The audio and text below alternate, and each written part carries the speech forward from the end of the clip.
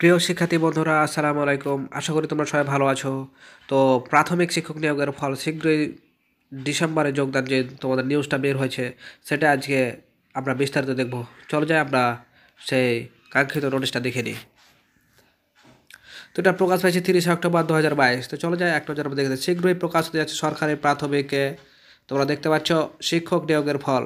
আর ফল প্রকাশের পর ডিসেম্বর কাজে যোগ দেবেন 32,500 সহকারী শিক্ষক। এ নিয়োগ পরীক্ষার আবেদন করেছিলেন 13 লাখেরও বেশি প্রার্থী।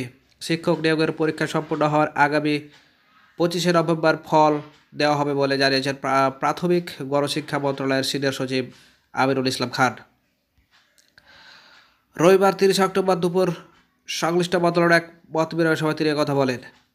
একসময় প্রাথমিক ও গণশিক্ষা প্রতিমন্ত্রী মোহাম্মদ জাকির হোসেন সহ মন্ত্রণালয় ও দপ্তরের কর্মকর্তা উপস্থিত ছিলেন।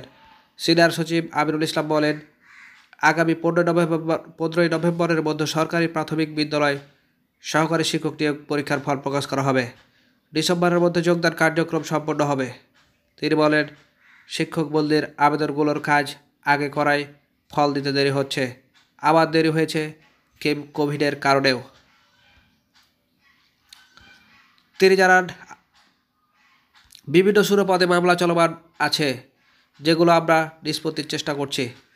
যেসব কর্মকর্তারা অনেক সময় ধরে একই জায়গায় আছেন, তাদের প্রতি 3 বছর পর পর বদলি করার বিষয়ে কাজ চলমান। তাদের বদলি করা যাবে। স্বচ্ছতার সঙ্গে বদলি কার্যক্রম পরিচালনায় নীতিমালাও তৈরি করা হচ্ছে।